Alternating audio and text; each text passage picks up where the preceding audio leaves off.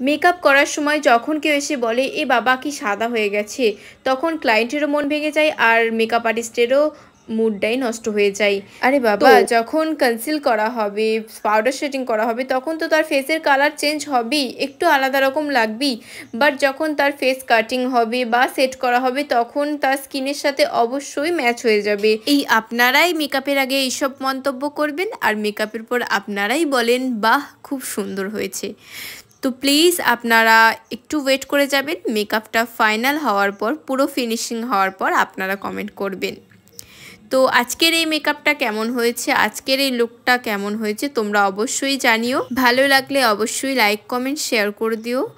আর আমার চ্যানেলটাকে এখনও পর্যন্ত যারা সাবস্ক্রাইব করোনি তারা তাড়াতাড়ি সাবস্ক্রাইব করে দাও। আরও নতুন নতুন ভিডিও নিয়ে আসবো, নতুন নতুন মেকআপের টিপস অ্যান্ড ট্রিক্স নিয়ে আসবো। তো চলো আজকের মতো এখানেই শেষ করছি, টাটা।